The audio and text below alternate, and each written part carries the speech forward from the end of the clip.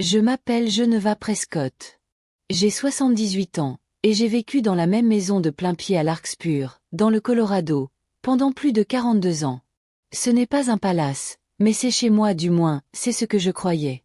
Mon défunt mari, Harold, l'a construite de ses propres mains à une époque où les hommes croyaient encore à l'idée de laisser un héritage. Nous avons élevé notre fille, Lillian, dans cette maison. Je me souviens encore de ses premiers pas sur ce plancher en bois et de la porte moustiquaire grinçante qu'elle claquait chaque jour en rentrant de l'école. Chaque recoin de cette maison est chargé de souvenirs, certains doux, d'autres si douloureux qu'ils m'en serrent la poitrine. Et maintenant, elle est vide.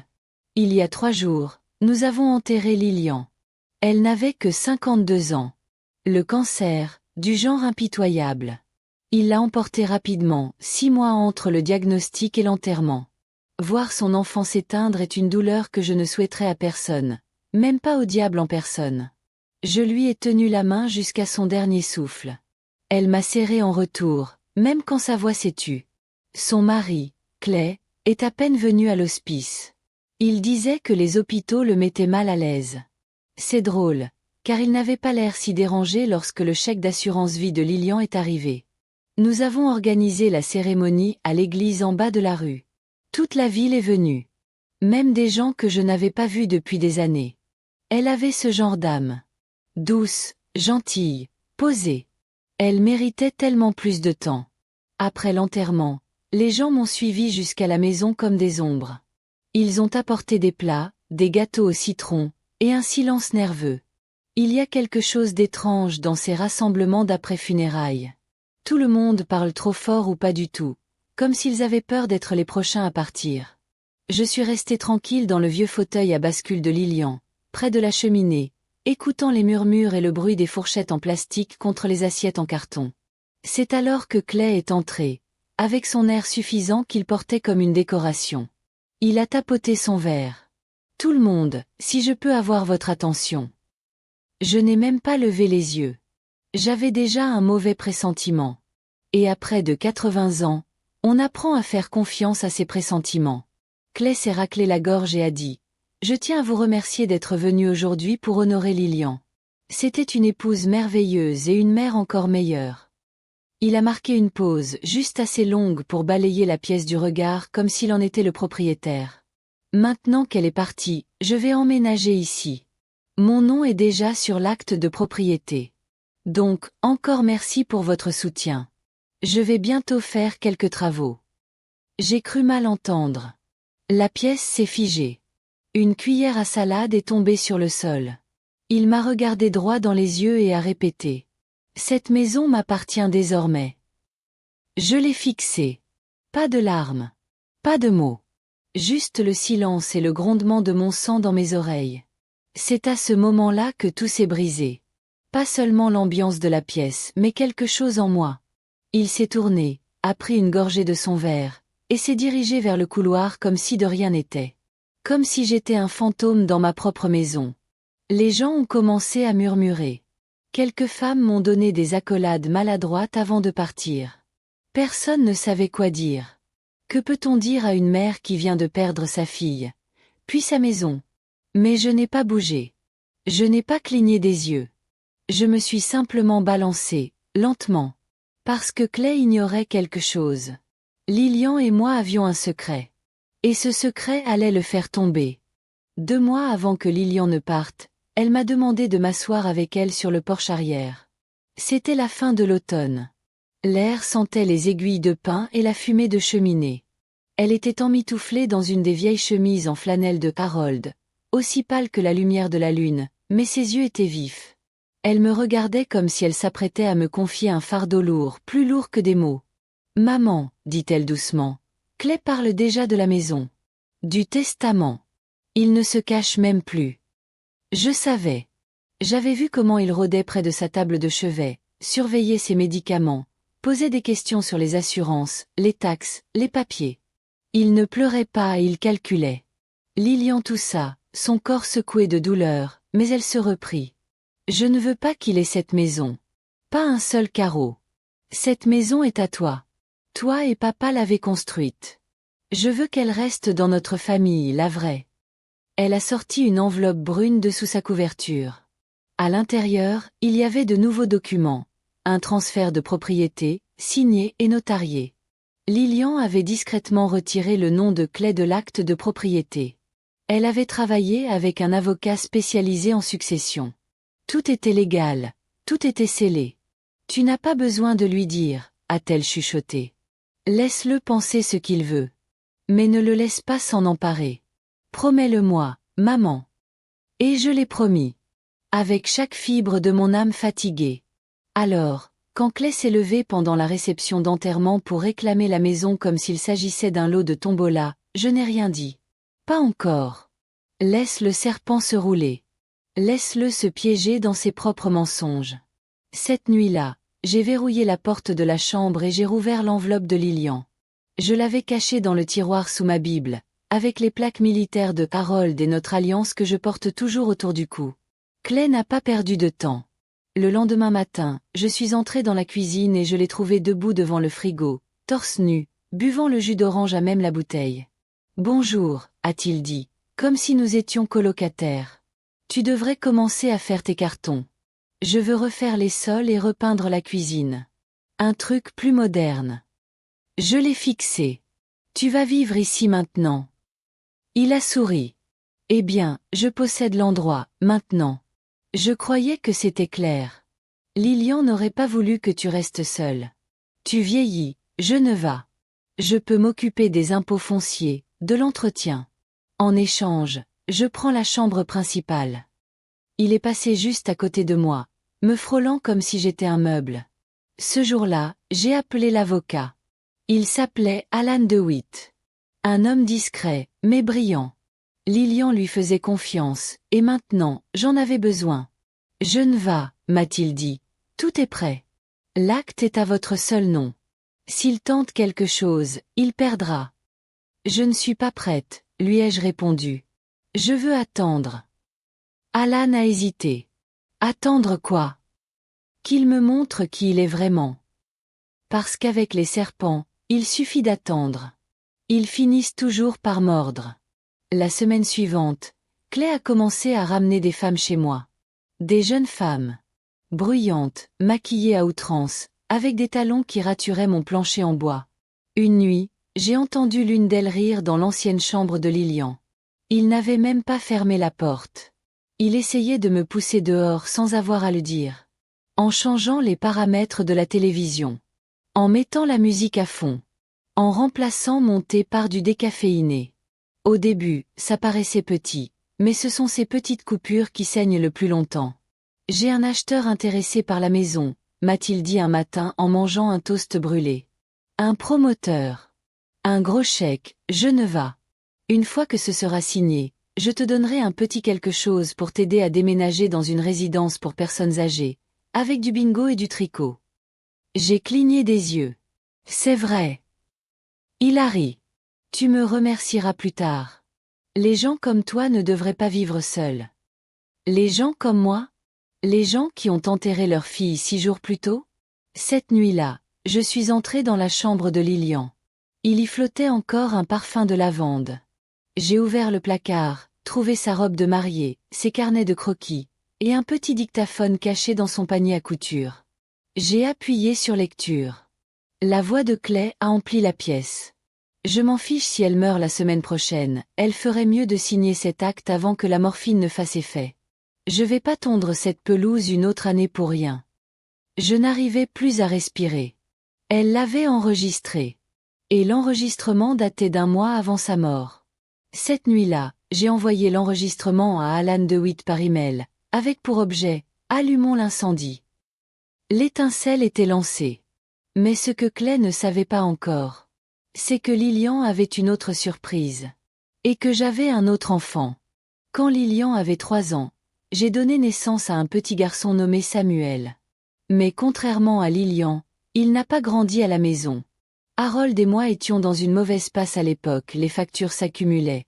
Ma santé avait décliné brutalement après l'accouchement. Nous avons pris une décision que je n'aurais jamais cru devoir prendre. Confier Samuel à ma sœur aînée, qui vivait dans le Vermont. Là-bas, il aurait une vie stable. Nous ne l'avons jamais caché. Mais au fil du temps, la distance s'est installée. Et le silence aussi. Lilian est resté proche. Samuel s'est éloigné. Il a voyagé New York, puis l'Oregon, puis le Wyoming, où il est devenu biologiste spécialisé dans la faune. Un homme discret, gentil, réservé et farouchement indépendant. Mais après le diagnostic de Lilian, je lui ai écrit. Une vraie lettre. Pas un email. Je lui ai tout raconté. Clay. La façon dont il traitait Lilian. La peur dans ses yeux quand elle a signé les papiers. Et surtout, son dernier souhait, protéger cette maison. Samuel n'a pas répondu. Pendant longtemps, j'ai cru qu'il ne le ferait jamais. Jusqu'au lendemain de l'envoi de l'enregistrement à Alan. Un appel. Numéro inconnu. Bonjour, maman. Cette voix. Je ne l'avais pas entendue depuis 30 ans. Samuel, ai-je murmuré. Mes genoux ont flanché, et je me suis assise sur la marche du porche, tremblante. J'ai reçu ta lettre, a-t-il dit. Je suis désolé d'être resté si loin si longtemps. Nous avons parlé pendant des heures. Je lui ai raconté la maison. Lilian. Les humiliations de Clay, sa cruauté, son avidité. Et puis Samuel m'a dit les mots qui ont tout déclenché. Je vais venir. Mais pas comme ton fils. Je veux voir de mes yeux qui il est vraiment. Laisse-le se dévoiler. 3 jours plus tard, un nouveau locataire est arrivé. Samuel s'est présenté avec un sac de sport, une barbe épaisse, des lunettes et une casquette enfoncée sur la tête. Je l'ai présenté à Clay comme « Sam », un cousin éloigné du côté de ma famille qui avait besoin d'un endroit où rester quelques semaines après avoir perdu son emploi. Clay a à peine levé les yeux de son ordinateur. Tant qu'il paie un loyer, je m'en fiche. Samuel a hoché lentement la tête. Je ne veux surtout pas être un fardeau. Pendant 2 semaines, Samuel est resté discret. Il a observé, écouté, attendu. Clay n'a pas tardé à révéler son vrai visage. Il lançait des remarques méprisantes sur « les vieux qui squattent », m'a accidentellement enfermé dehors une nuit, a dit à l'une de ses conquêtes que j'étais « le paquet émotionnel de sa défunte femme ».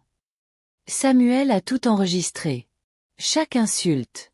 Chaque menace. Chaque monologue alcoolisé. Un soir, Clay s'est vanté devant un verre de whisky. Il allait faire raser la maison pour construire une « cabane moderne pour les riches citadins ». Il a ri. Geneva n'a aucune idée de son inutilité. Elle n'est que l'emballage. Le produit m'appartient déjà. Samuel s'est penché. Et si elle avait un avocat? Clay a levé les yeux au ciel. Les avocats veulent des preuves. Et la seule personne qui aurait pu lui en donner est morte. Samuel a souri derrière son verre. En es-tu si sûr? Clay a froncé les sourcils. Quoi? Samuel s'est levé. Et si les morts parlaient, Clay? Clay a reculé d'un pas, comme s'il avait vu un fantôme. Toi. Je suis son fils. Son unique fils, maintenant. Clay a voulu bondir, mais le shérif présent sur le seuil a été plus rapide. Monsieur, vous devez faire vos valises. Vous êtes désormais en situation d'intrusion. C'était terminé. Il avait perdu. Mais l'histoire ne s'arrêtait pas là. Car alors que Clay franchissait la porte en marmonnant des menaces, Samuel s'est tourné vers moi et a dit « Il reste encore quelque chose, maman. Un secret que tu ignores. » Je me suis figé. Lequel? Il a souri. Lilian ne t'a pas seulement laissé la maison. Elle t'a tout laissé. Le matin suivant l'expulsion de Clay, je suis resté seul à la table de la cuisine, les mains autour de ma vieille tasse en céramique. Celle que Lilian avait faite au lycée, mal formée, ébréchée, mais pleine de souvenirs. Tout était calme. Pas une tranquillité forcée, une vraie paix, enfin. Samuel est arrivé un peu plus tard avec le courrier à la main. « Tu as reçu quelque chose », dit-il en déposant une enveloppe brune sur le comptoir. C'était un dossier en cuir, avec mon nom en lettres dorées. « C'est Alan qui me l'a remis », expliqua Samuel. Lilian lui avait demandé de le garder jusqu'à ce que Clay soit officiellement parti. Je l'ai ouvert avec précaution. À l'intérieur, non seulement le titre de propriété de la maison, mais aussi ceux des terrains autour. 35 acres. Je n'en avais jamais entendu parler. Lilian avait secrètement racheté les lots voisins au fil des années, sous son nom de jeune fille. Et ce n'était pas tout. Glissée entre les documents, il y avait une lettre écrite de la main de Lilian. « Maman, si tu lis ceci, c'est que Clay est enfin parti. Tant mieux. Il ne m'a jamais aimé. Pas vraiment. Il aimait le contrôle. L'image. L'argent. Mais pas moi. J'ai supporté parce que j'avais peur. Parce que je ne voulais pas qu'on dise que j'avais échoué. Mais tu m'as appris mieux que ça. Tu m'as appris à me battre avec la vérité. Avec la dignité. J'ai essuyé une larme. La terre est à toi maintenant. L'argent aussi. J'ai vendu mes actions 3 mois avant de mourir. Je savais que Clay essaierait de tout prendre. Alors je l'ai caché. Maman, tu n'es pas qu'une survivante. Tu es la gardienne de ce qu'il reste de nous. Fais-en quelque chose. Donne-lui un sens. Il y avait aussi des relevés bancaires. Plus de 900 000 $ dans un compte nommé « Le Fonds Geneva ». Je suis restée figée. Elle m'a tout confié, ai-je soufflé. Samuel acquiesça. Elle savait que tu protégerais sa mémoire. Et que tu aiderais d'autres femmes comme elle. J'ai pressé le dossier contre ma poitrine, les yeux fermés. Pas par orgueil. Mais par une douleur douce, vivante. Lilian n'avait pas seulement empêché Clay de tout prendre, elle avait semé l'avenir. Mais Clay n'avait pas dit son dernier mot. 2 semaines plus tard, une lettre d'un cabinet d'avocats est arrivée. Il me poursuivait pour « détresse émotionnelle » et affirmait que les documents étaient falsifiés. L'audace de cet homme après tout ce qu'il avait fait. Alan n'était pas inquiet. Il n'a aucun fondement juridique. Il tente juste de faire du bruit. Mais il va falloir exposer toute l'histoire. Chaque enregistrement. Chaque témoin. Chaque document. Et Samuel m'a regardé, intensément. On peut aller plus loin, a-t-il dit. On peut raconter la vérité. Publiquement. Comment? Ai-je demandé. On partage son histoire. Entièrement. Avec Alan, nous avons préparé un dossier imparable. Samuel a contacté une journaliste de Denver spécialisée dans les abus envers les personnes âgées. Elle a accepté de m'interviewer. L'article s'intitulait « Le dernier vœu de Lilian, comment une mère a sauvé sa maison de la cupidité ». L'article est devenu viral. Des centaines de messages. Des lettres. Des dons pour le Fonds Geneva. Des femmes dans des maisons de retraite. Des veuves. Des grands-mères. Tout avait vécu ce même silence imposé, cette même tentative d'effacement. Nous ne nous battions plus seulement pour Lilian. Nous nous battions pour toutes. Le jour de l'audience, Clay est arrivé en costume bon marché, un air faussement contrit. Mais dès que les enregistrements ont retenti dans la salle d'audience, son masque est tombé. Les menaces. Les ricanements. Les insultes. Puis la lettre de Lilian. Puis les documents du fond. Puis Samuel. Et enfin, moi. Quand je me suis levée pour témoigner, mes mains ne tremblaient pas. Votre honneur, ai-je dit, je suis peut-être vieille. Mais je ne suis pas invisible. Ma fille est morte en défendant sa dignité. Je ne fais que continuer ce combat. Le juge a statué en notre faveur. Le procès de Clay fut rejeté avec préjudice. Il fut condamné à payer les frais. Et cerise sur le gâteau? Son employeur, après avoir lu l'article, l'a licencié pour manquement à l'éthique. Il a quitté la ville une semaine plus tard, sali, seul. Mais ce n'était pas là ma vraie victoire. Ma victoire, c'était de voir, devant mon porche, 3 nouveaux bancs installés par des bénévoles. Chacun gravé avec le nom de femme ayant fait un don. Nous transformions la douleur de Lilian en protection. Et Samuel? Il n'est pas reparti. Il s'est installé dans la dépendance, a commencé à gérer les terres comme le faisait Harold. Discrètement. Humblement. Un après-midi, il m'a regardé et m'a dit « Et si on construisait quelque chose de permanent? Un lieu pour les femmes comme Lilian. Un endroit où elles peuvent venir quand elles ont peur. Quand elles ont besoin d'aide. » J'ai hoché la tête. Appelons-le la lumière de Lilian. Et c'est ainsi que tout a commencé, un hectare à la fois, une histoire à la fois, une vie à la fois. La lumière de Lilian a ouvert ses portes par un matin frais de printemps. C'était modeste au départ, 2 chambres, une cuisine partagée, un petit salon baigné de lumière. Mais c'était un vrai refuge. Des survivantes sont venues de tout le Colorado. Certaines restaient une nuit, d'autres des semaines. Toutes avaient en commun une même douleur. Quelqu'un avait tenté de leur voler leur dignité, leur maison, leur paix. On ne promettait pas de tout réparer. Mais on écoutait. Et parfois, c'était tout ce dont elles avaient besoin. Samuel supervisait les terrains. Il rénovait une vieille grange en atelier de thérapie. Moi, je cuisinais, je nettoyais, j'écoutais. Mes genoux grinçaient, mais mon cœur n'avait jamais battu aussi fort. C'était une joie douce. Jusqu'à ce que la lettre arrive. Pas de timbre. Pas d'expéditeur. Une enveloppe cachetée à la cire rouge. À l'intérieur, une photo de notre maison.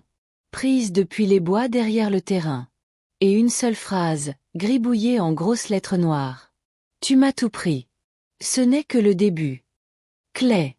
J'ai senti mes doigts gelés autour du papier.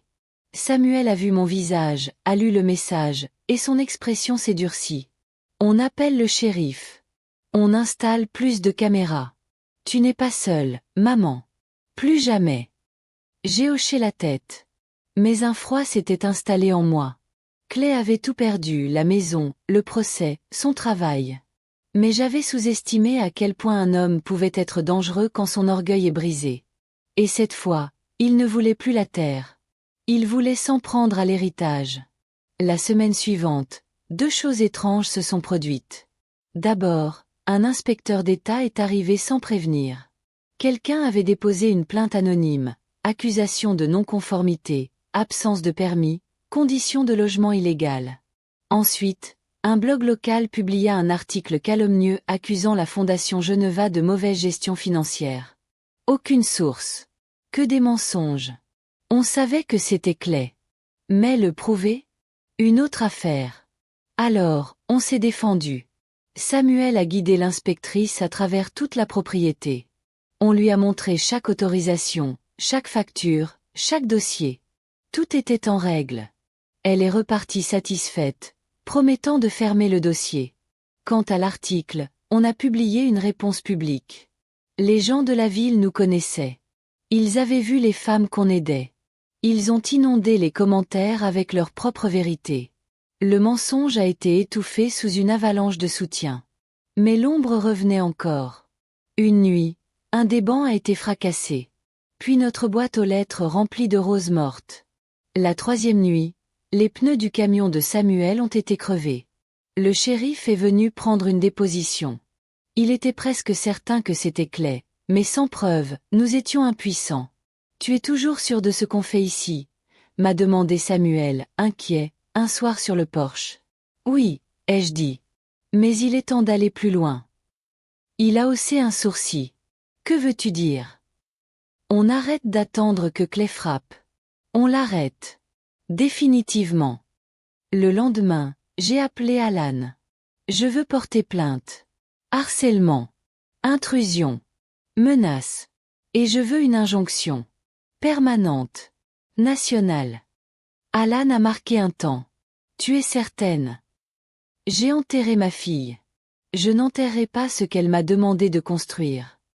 Il a soufflé. Alors commençons. Avec le rapport du shérif, les vidéos de surveillance et la lettre de menace, Alan a déposé une demande d'audience d'urgence. Le juge l'a acceptée. Et c'est là qu'on a fait quelque chose de courageux. On a invité la presse. On a tout raconté, les menaces de Clay, ses attaques, la voix de Lilian au-delà de la mort. Et le matin de l'audience, Samuel et moi avons franchi les marches du tribunal main dans la main, sous les caméras, les micros, les pancartes. Clay est arrivé en dernier. Et cette fois, il n'avait plus son sourire arrogant. Il avait l'air vidé. Éteint.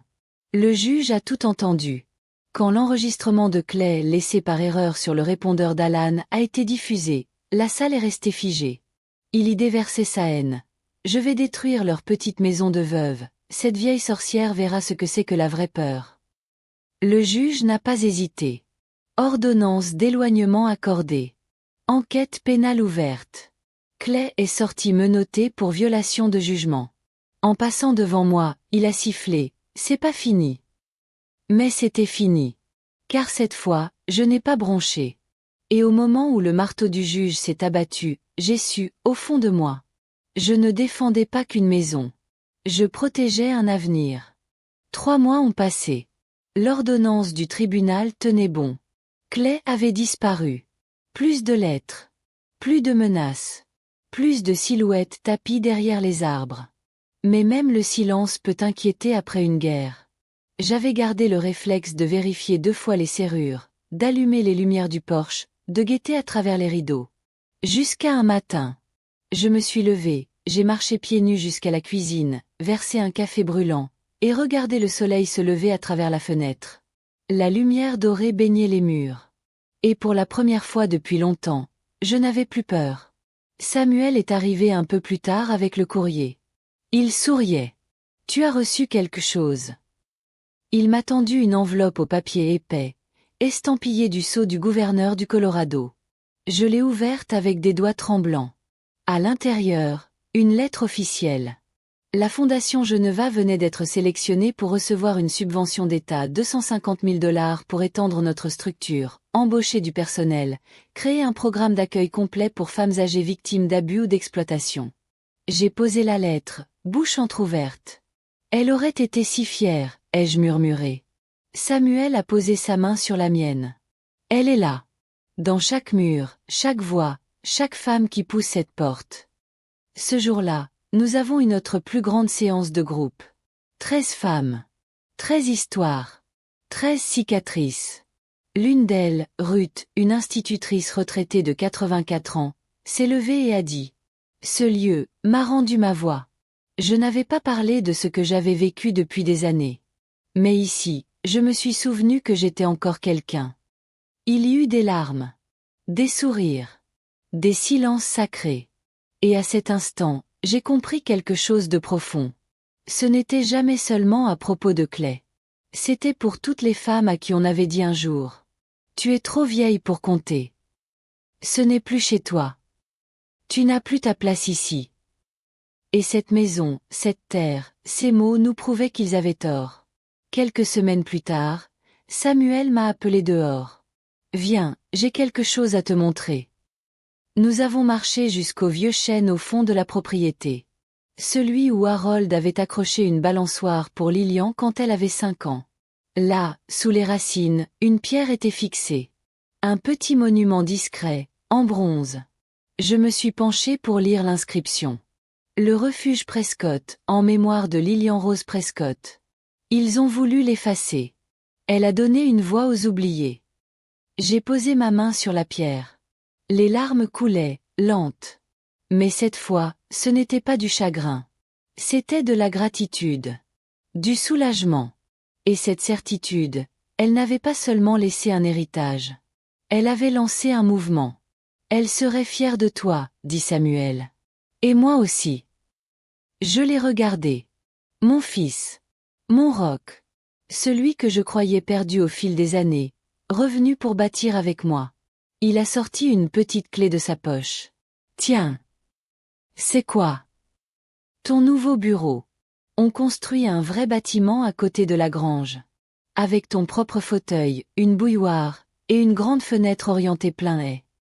J'ai éclaté de rire à travers mes larmes. Alors il me faudra une bonne chaise pour mon dos. Déjà commandé, dit-il. Et en remontant le sentier vers la maison, ma maison, je l'ai su, aussi sûrement que je savais respirer. Ce n'était pas la fin de l'histoire. C'était son commencement. Lilian pensait peut-être être partie sans rien laisser. Mais elle a laissé une lumière. Et moi? Je me lève chaque jour avec la force des femmes avant moi. L'amour de la fille que j'ai perdue. Et la présence d'un fils revenu à la maison. J'ai survécu. J'ai reconstruit. J'ai gagné. Pas par vengeance. Mais par grâce.